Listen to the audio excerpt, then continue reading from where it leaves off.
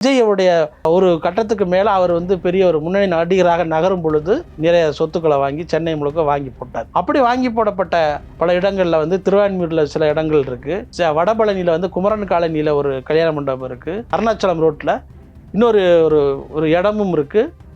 அவங்க அம்மா பெயர் சோபா கல்யாண மண்டபம்ங்கிற பேரில் அவங்க பேரில் ஒரு கல்யாண மண்டபம் வச்சுருந்தார், அதுவும் இருக்குது. அதுக்கப்புறம் அண்ணா நகரில் வந்து ஒரு இடம் பெரிய ஷாப்பிங் காம்ப்ளெக்ஸ் இருந்தது. சங்கீதா கல்யாண மண்டபம்னு சொல்லிட்டு போரூரில் ஒரு கல்யாண மண்டபம் ஒன்று இருக்குது. அவருடைய அரசியல் என்ட்ரிக்கு பிறகு அவருக்கு வந்து பல்வேறு பிரச்சனைகள் வந்து எதிர்கொள்கிறாரு. இந்த மீட்டிங்களுக்கு யார் யார் பணம் கொடுக்கறது அப்படிங்கிற ஒரு கேள்வியை வந்து இன்றைக்கி வந்து வச்சுருக்காங்க. இதை வந்து வெளிப்படையாக சொல்ல முடியாமல் இருக்கார். ஒரு பக்கம் ஆதவ அர்ஜுனா அவருடைய பணத்தை வந்து இறக்குறாரு அப்படிங்கிற பேச்சு அடிபடுது. இன்னொரு பக்கம் ஜான் ஆரோக்கியசாமி மூலமாக வெளிநாடுகளில் இருந்து இந்த ட்ரஸ்ட் மூலமாக ஒரு பெரிய பணம் வந்து குமிஞ்சுக்கிட்டு இருக்கு அப்படிங்கிற ஒரு பேச்சு இருக்குது. இதையெல்லாம் சிபிஐ வந்து அவருடைய இந்த கரூர் 41 பேர் மரண வழக்குகளை வந்து விசாரிக்கிற அந்த பொறுப்பின் போது அவர்கள் வந்து அதையும் விசாரித்து எடுத்து வைத்திருக்கிறார்கள். கலைஞர் கொடுத்த அந்த இடத்தை தான் இப்போது விஜய் வந்து 35 கோடிக்கு விற்றுருக்காரு. இந்த அரசியல் செலவுக்கு பணம் தேவைப்படுது, அதனால தான் அந்த இடத்த விற்றுருக்காரு அப்படிங்கிற மாதிரி சொல்கிறாங்க. ஆனால் கடைசியாக ஜனநாயகனுக்கு ஒரு 220 கோடி ரூபா வாங்கியிருக்காரு கடைசி படத்துக்கு, அதனால நான் உச்ச நடிகராக இருந்து வரேன் அப்படின்னு ஒரு சொல்கிறார். வந்து 220 கோடி ரூபா சம்பளம் வாங்கின ஒருத்தர், அது இப்போ தான் அந்த படம் கூட ரிலீஸ் ஆகலை. அதுக்குள்ள அரசியலுக்கு பணம் இல்லாமல் சொத்துக்களை விற்க வேண்டிய நிலைமைக்கு வந்திருப்பாரா, இல்லை அந்த சொத்துக்களை விற்கிறதுக்கு அவர் மனைவி சங்கீதாவோட விவகாரத்து வழக்குக்கு வந்து ஜீவனாம்சம் கொடுக்கறத தவிர்க்கிறதுக்காக அவர் சொத்துக்களை வந்து விற்கிறாரு, அப்படி இல்லைன்னா வேற பினாமிகள் பேரில் மாத்துறாரு. ஜேஎஸ் கல்யாண மண்டபம் குமரன் காலையில் வடபழனியில் இருக்குது. அதை வந்து ஒரு செய்தி என்ன சொல்லுது, தயாரிப்பாளர் லலித் அவர்களுக்கு அது லீஸுக்கு விட்டிருக்கிறதாக சொல்லப்படுகிறது. சங்கீதா அவர்கள் சட்ட ஆலோசனை கேட்பதற்காக வழக்கறிஞரோடு பேசி கொண்டிருக்கிறார். இதில் வந்து இன்னும் அவர் சங்கீதா அவர்கள் எடுத்த முதல் நடவடிக்கை இந்த பிரச்சனைக்கு எடுத்து வச்சது எல்லாரும் சொல்கிறாங்கல்ல, ஏன் இப்போ வந்து சொல்லணும் அப்படிங்கிறது. ஆனால் நல்லா தெரிஞ்சுக்கங்க, இப்போ அவர் சொல்லலைன்னா இந்த சொத்து எல்லாம் வேற பேருக்கு மாறி இருக்கும். அப்போது அந்த பேர் யாருன்னு உங்களுக்கும் தெரியும்.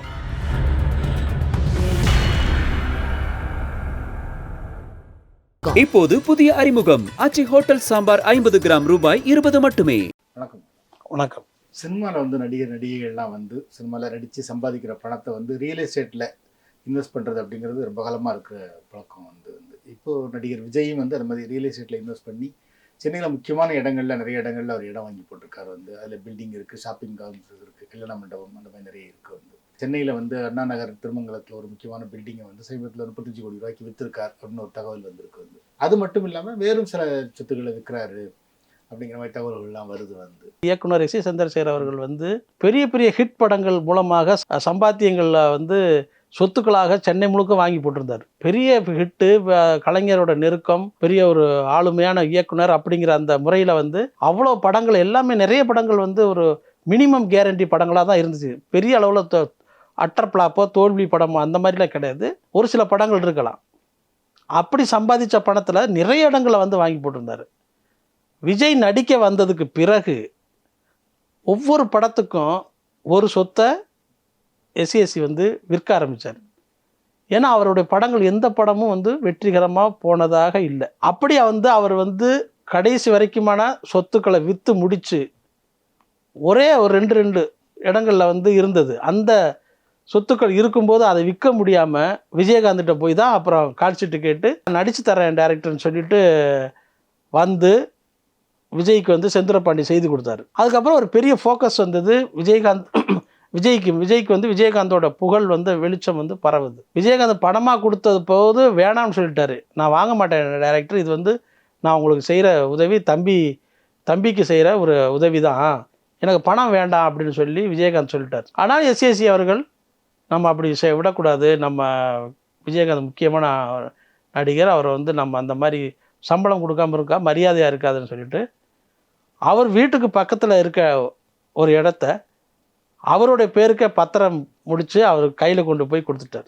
இதுதான் இந்த எங்கள் படத்தில் நீங்கள் நடித்து கொடுத்ததுக்கு சம்பளம்னு. இப்போ வந்து வாங்க முடியாமல் போச்சு. எதுக்காக அப்படின்னா விஜயகாந்துக்கு வந்து அவரோட வீட்டை எக்ஸ்டெண்ட் பண்ணுறதுக்கு அந்த இடம் தேவைப்பட்டது. அதை கேட்க முடியாமல் இருந்தார். இந்த தகவல் தெரிஞ்சுட்டு எஸ்சிஎஸ்சி அவர்கள் வந்து அப்படி ஒரு ஏற்பாடு பண்ணிட்டார். இப்படி விஜய் நடிக்க வந்ததுக்கு பிறகு ஒரு காலகட்டம் வரைக்கும் பூவே உனக்காக இந்த மாதிரியான படங்கள் வர்ற ஒரு நல்ல கமர்ஷியல் குடும்ப கதைகளை கொடுக்கக்கூடிய இயக்குநர்கள் வர்ற வரைக்குமே மிகப்பெரிய இழப்பை தான் வந்து எஸ்ஏசி அவர்கள் சந்தித்தார். ஆனால் அதுக்கு பிறகு விஜயோடைய ஒரு கட்டத்துக்கு மேலே அவர் வந்து பெரிய ஒரு முன்னணி நடிகராக நகரும் பொழுது நிறைய இடங்களில் வந்து அவர் வந்து நிறைய சொத்துக்களை வாங்கி சென்னை முழுக்க வாங்கி போட்டார். அப்படி வாங்கி போடப்பட்ட பல இடங்களில் வந்து திருவான்மியூரில் சில இடங்கள் இருக்குது, வடபழனியில் வந்து குமரன் காலனியில் ஒரு கல்யாண மண்டபம் இருக்குது, அருணாச்சலம் ரோட்டில் இன்னொரு ஒரு ஒரு இடமும் இருக்குது. அவங்க அம்மா பெயர் சோபா கல்யாண மண்டபம்ங்கிற பேரில் அவங்க பேரில் ஒரு கல்யாண மண்டபம் வச்சுருந்தார், அதுவும் இருக்குது. அதுக்கப்புறம் அண்ணா நகரில் வந்து ஒரு இடம் பெரிய ஷாப்பிங் காம்ப்ளெக்ஸ் இருந்தது. சங்கீதா கல்யாண மண்டபம்னு சொல்லிட்டு போரூரில் ஒரு கல்யாண மண்டபம் ஒன்று இருக்குது. இப்படியான சொத்துக்களை முக்கியமான சொத்துக்களை வந்து அவர் வாங்கி போட்டார். அப்போ வந்து நடிகர்கள் வந்து கல்யாண மண்டபங்களுக்கு வாங்கி கட்டுறது வந்து ஒரு பெரிய ஃபேஷனாக இருந்தது. கிட்டத்தட்ட 85 90களில் வந்து அப்படி ஒரு ஒவ்வொரு நடிகருக்கும் ஒரு கல்யாண மண்டபம் இருந்தது. அதில் கல்யாண மண்டபம் இல்லாதவருக்கு அநேகமாக கமலஹாசனாக தான் இருக்குன்னு நினைக்கிறேன். அவர் ஹேமமாலினி கல்யாண மண்டபம்னு ஒரு பிரபலமாக இருக்கும். ஜெயலலிதா அவர்கள் மீட்டிங் வச்சார்னா ஹேமமாலினி கல்யாண மண்டபம் பேர் அடிபடும். விஜயகாந்த் வந்து விஜயகாந்த் கல்யாண மண்டபம் இருக்குது. இப்படியாக நிறைய கல்யாண மண்டபம் நடிகர்கள் வாங்கிடுறோம். அதில் வந்து விஜய் அவர்களும் வந்து தமக்கு ஒரு கல்யாண மண்டபம் வேணும், அப்படி ஒரு கல்யாண மண்டபம் வாங்கி வச்சார். எதுக்குன்னா ஒரு ப்ரெஸ் மீட் வைக்கிறதோ எதுக்கும் அதுக்கும் பயன்படுத்திக்கலாம். ஏன்னா கல்யாண மண்டபங்களுக்குள்ள வரி வந்து கன்செஷன் உண்டு இல்லை, அதனால வாங்கி அந்த மாதிரி பில்டிங்கை வாங்கி வச்சு சொத்து அசட்டை வாங்கி போட்டாங்க. அப்படியாக விஜய்க்கு வந்து சேர்த்த சொத்துக்கள் வந்து நிறைய இருக்குது. ஆனால் அவருடைய அரசியல் என்ட்ரிக்கு பிறகு அவருக்கு வந்து பல்வேறு பிரச்சனைகள் வந்து எதிர்கொள்கிறாரு. இந்த மீட்டிங்களுக்கு யார் யார் பணம் கொடுக்கறது அப்படிங்கிற ஒரு கேள்வியை வந்து இன்றைக்கி வந்து வச்சுருக்காங்க. இந்த கேள்வி வந்து கேட்கப்படும் பொழுது இதை வந்து வெளிப்படையாக சொல்ல முடியாமல் இருக்கார். ஒரு பக்கம் ஆதவ அர்ஜுனா உதவி பண்ணுறார் அப்படிங்கிற ஒரு பேச்சு போயிட்டுருக்கு, அவருடைய பணத்தை வந்து இறக்குறார் அப்படிங்கிற பேச்சு அடிபடுது. இன்னொரு பக்கம் ஜான் ஆரோக்கியசாமி மூலமாக வெளிநாடுகளிலிருந்து இந்த ட்ரஸ்ட் மூலமாக ஒரு பெரிய பணம் வந்து குமிஞ்சிக்கிட்டு இருக்கு அப்படிங்கிற ஒரு பேச்சு இருக்குது. இதையெல்லாம் சிபிஐ வந்து அவருடைய இந்த கரூர் 41 பேர் மரண வழக்குகளை வந்து விசாரிக்கிற அந்த பொறுப்பின் போது அவர்கள் வந்து அதையும் விசாரித்து எடுத்து வைத்திருக்கிறார்கள் அப்படிங்கிற ஒரு செய்தி இருக்குது. ஸோ இந்த அரசியலுக்கு வந்ததுக்கு பிறகுமான இந்த சொத்து விற்பனை அப்படிங்கிறது வந்து இப்போ தான் வந்து மெதுவாக அவர் தொடங்கியிருக்கிறாரு. இதுதான் வந்து அவர் எல்லாருக்குமான ஒரு கேள்வியை வந்து எழுப்பியிருக்கு. இது எதனால் வந்து அவர் விற்கிறார் அப்படிங்கிற ஒரு கேள்வியை முன் வச்சிருக்கு. இல்லை, நீங்கள் சொன்னீங்க வந்து இல்லை இப்போ இந்த அண்ணா நகரில் இருக்கிற அந்த ஒரு திருமங்கலத்தில் இருக்கிற இடம் தான் 35 கோடி ரூபாய்க்கு அவர் வித்திருக்கிறார் அப்படிங்கிற மாதிரி ஒரு தகவல் வந்திருக்கு. அந்த இடம் வந்து அது விஜய் வாங்கினதா இல்லை அவர் அவங்க அப்பா சந்திரசேகர் வாங்கினதா? இல்லை, அவங்க அப்பா சந்திரசேகர் காலத்தில் வந்து அவர் வாங்கினது. அதை எப்படி வாங்கினதுன்னா அப்படி அதுவே பெரிய ஒரு கதை. அதாவது உதயம் தேட்டர், அதாவது கேகே நகரில் வந்து அது உதயம் தேட்டர் அப்படிங்கிறது அசோக் பில்லர் பக்கத்தில் இருக்கிற ஒரு முக்கியமான ஒரு ஐக்கானான ஒரு தேட்டர். அதில் வந்து ஏபிசி எல்லாமே அதில் படம் பார்ப்பாங்க. ஒரு 4 தேட்டர் இருக்குது, 3 தேட்டர் இருக்குது. அதில் அந்த தேட்டருக்கு எதிர்புறமாக நீங்கள் வந்து கதாநாயகர்களுக்கு வந்து கட் அவுட் வைக்கிறதுக்கும் அந்த வரவேற்பு பேனர்களை வைக்கிறதுக்கும் அப்படி அந்த இடத்த வந்து நிறைய பேர் பயன்படுத்தினாங்க. அந்த எதிர்புறம் தேட்டருக்கு எதிர்பக்கத்தில் இருக்கிற ஒரு காலி இடத்த, அந்த காலி இடம் யாருது அப்படின்னா அது வந்து எஸ்ஏசி அவர்களுடைய இடம். அந்த நேரத்தில் கலைஞர் முதலமைச்சராக இருக்கும் பொழுது அந்த இடத்த வந்து ஒரு ஆக்குபைட் பண்ணுறதுக்காக, அதாவது அரசாங்கம் எடுக்குது, ஒரு ப்ராஜெக்ட்டுக்காக அரசாங்கம் எடுக்குது.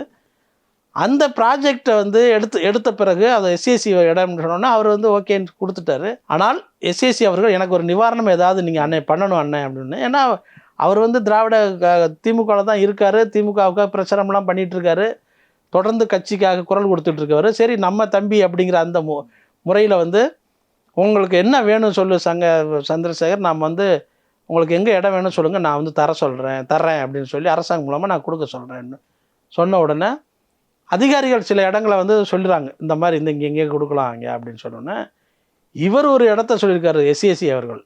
அந்த இடம்தான் அந்த திருமங்கலம் போய் அம்பத்தூருக்கு போகிறதுக்கு கொஞ்சம் தூரத்துக்கு திரும்பி கொஞ்சம் தூரத்தில் ரைட் சைடில் வலது பக்கத்தில் இருக்கிற அந்த ஒரு இடம். அந்த இடம் பார்த்திங்கன்னா ரொம்ப ப்ரைம் ஏரியா, அது முக்கியமான ஏரியா.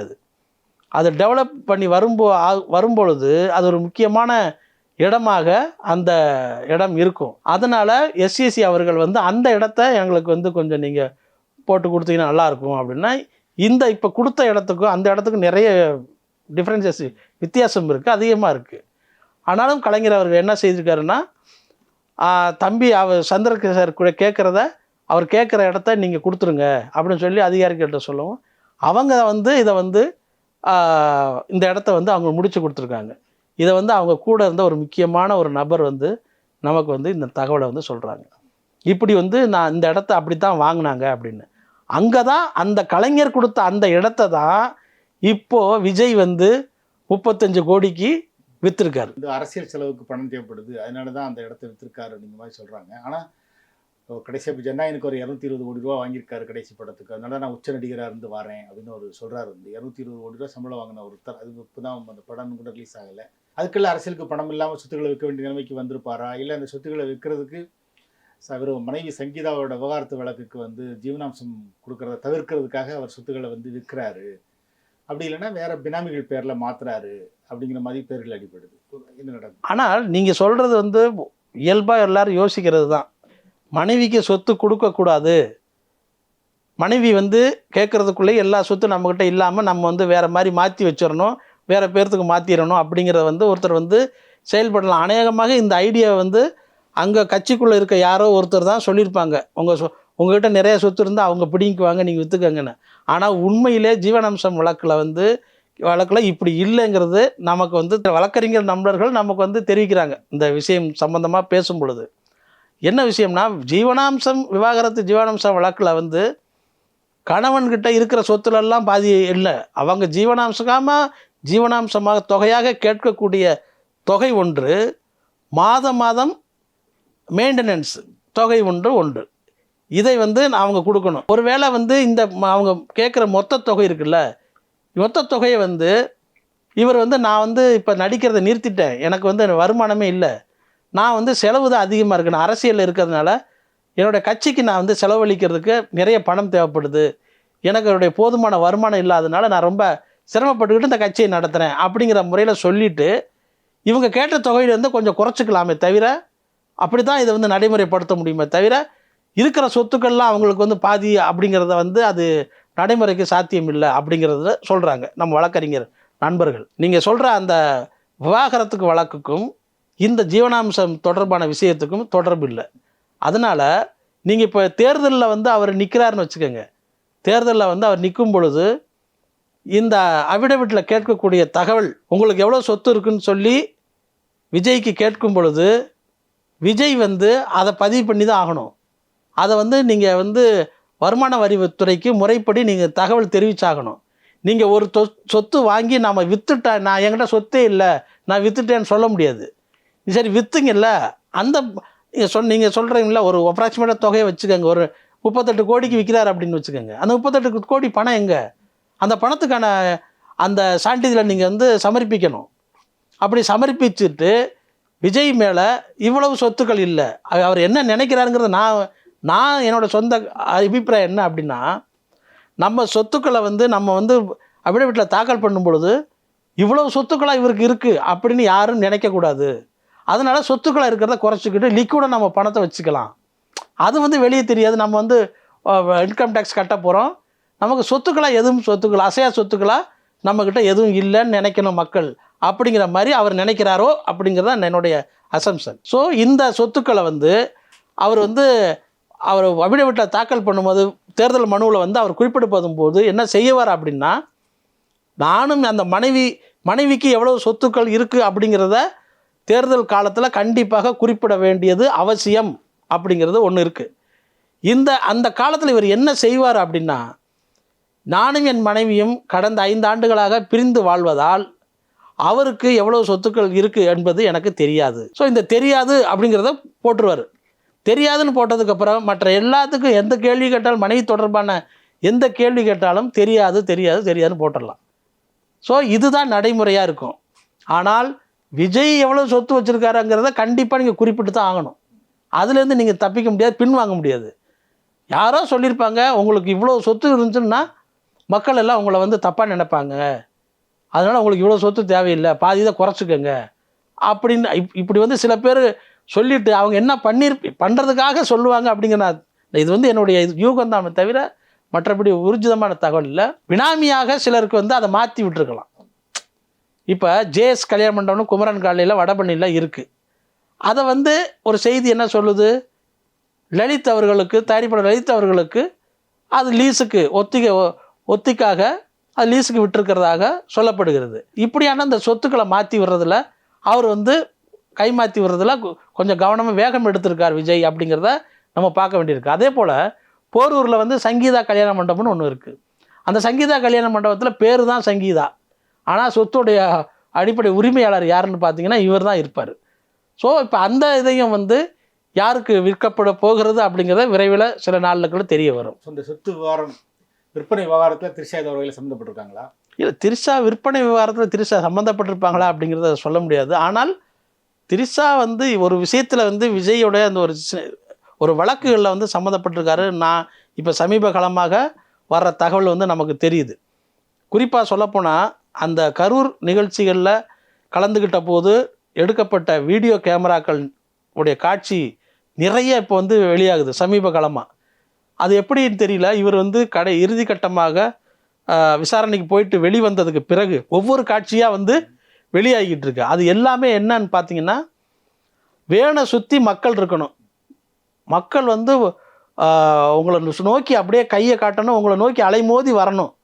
அப்படியான ஒரு காட்சியை வந்து நாங்கள் வந்து படம் பிடிக்க போகிறோம் அப்படின்னு இயக்குனர் வினோத்துக்கிட்டையும் இவங்கெல்லாம் வந்து முக்கியமான ஒரு கேமராமேனை வினோத் இவங்கெல்லாம் சேர்ந்து முடிவு பண்ணியிருக்காங்க.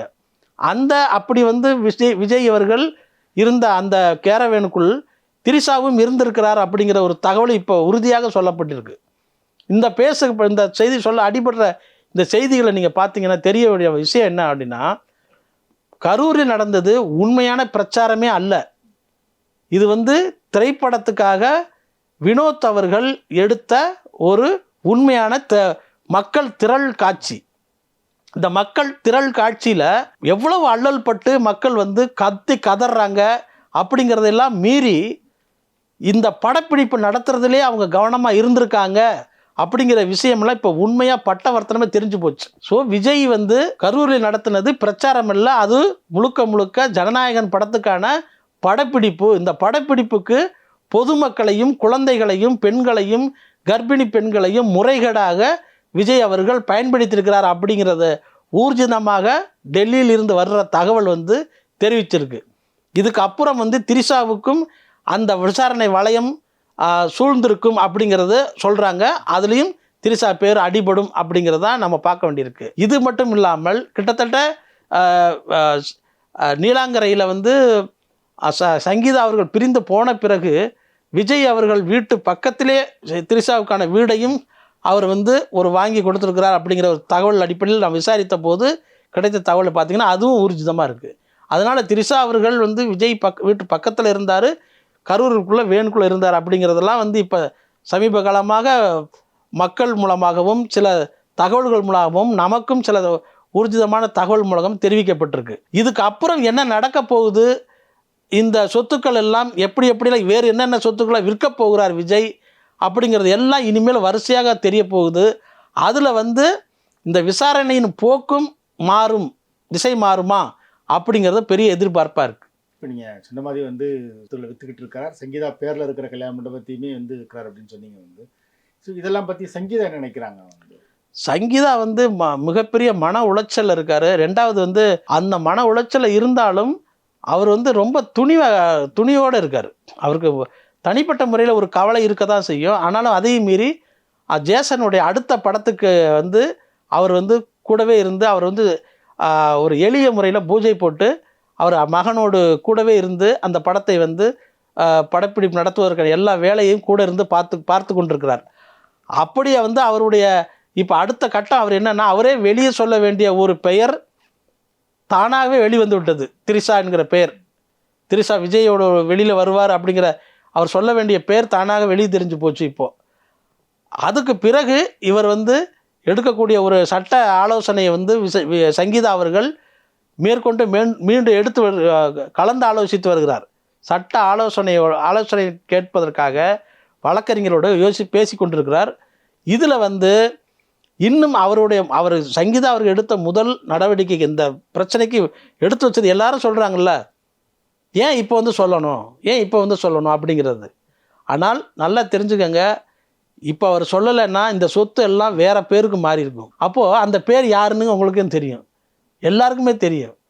அதனால தான் சங்கீதா அவர்கள் அதிரடியாக இந்த வழக்கை வந்து அவர் முடுக்கி விட்டிருக்கிறார். இனி அடுத்த கட்டமாக அவர் இன்னும் சில வழக்கறிஞரோடு சேர்ந்து அவங்களோட ஆலோசனையோடு இன்னும் சில அதிரடிகளை வெளியே எடுத்து போட போகிறார். அப்போ வந்து இன்னும் திகைக்க போகிறாங்க, என்ன தகவலை வந்து அவர் வெளியிட போகிறார் என்று பொறுத்திருந்து பார்ப்போம்.